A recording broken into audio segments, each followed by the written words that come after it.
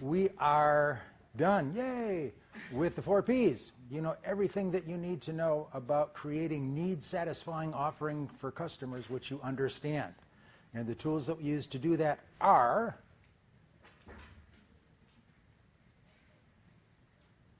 it helps if you stutter. Price. Promotion. And distribution. So what we're going to talk about for the next few times is just kind of overseeing the process, marketing management. We'll talk a little bit about strategic management. Today we're going to talk about environmental scanning, which is, to me, one of the things that you can do while you are in college to help you prepare for a career. Remember when we talked about getting a job, how employers aren't looking for somebody who they can train. Employers are looking for somebody who has the expertise and the ability to get the job done from day one. And one of the things that makes you valuable in a employment situation is an understanding of the industry knowledge and the people. It's connections and industry knowledge. And environmental scanning is just a systematic approach to looking at the environment in which you're going to do business, and there's no reason that you can't start understanding the environment now, and as you get closer to a job, you'll be able to focus in on the areas that are relevant to what you're trying to accomplish. One of the fundamental, this was like a fundamental marketing article back in the 1960s by Theodore Levitt,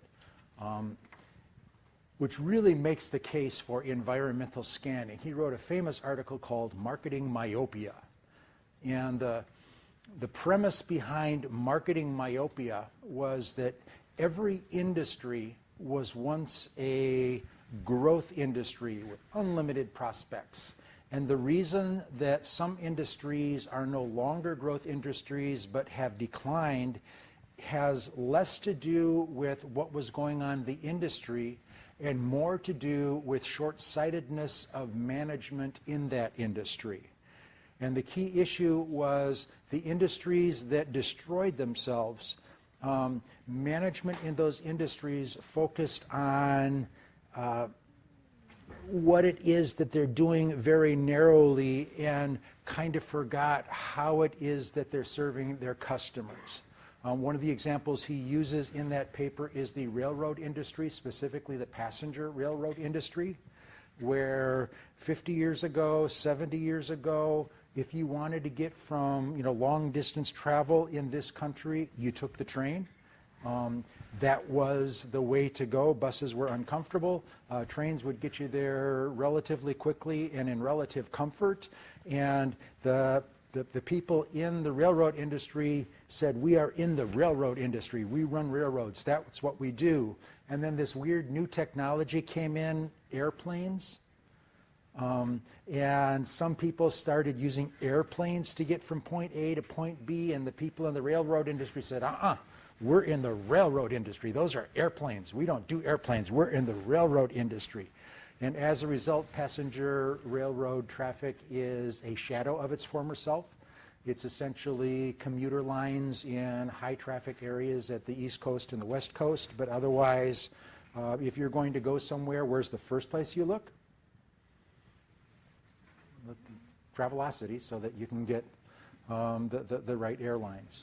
So the whole point of the marketing myopia is, had the railroad industry, rather than defining itself as we are in the railroad business, but we are in the personal transportation business, rather than ignoring or competing against airlines, they might have embraced them, and we might be flying the Burlington Northern Airline or the Chesapeake Northwestern Airline rather than United Pan Am. And that myopia allowed competitive industries to spring up and supplant them. We had talked earlier about there's no such thing as a good decision or a bad decision at the time that you make it. There are only defensible decisions. Marketing myopia contributes to bad decisions. And again, according to the article, the way that marketing myopia creates to bad decisions is the assumption that our industry is growing because the population is growing, kind of that straight line trend analysis that we talked about in forecasting. The belief that there is no substitute for what we do. Railroads are railroads. Why would anybody do anything but want to do on the railroads? And the focus is on selling rather than marketing. It's all about pushing your solution rather than trying to understand what customers need and creating need-satisfying offerings for them. And then a focus on the technical side is we can make the trains run faster, smarter, more energy efficient. We can streamline them. We can make them diesel. We can make them electric. These are all awesome trains, and not taking a step back and looking at who is the customer, what is the benefit that they're getting from our product, are there other ways that we could deliver that same benefit?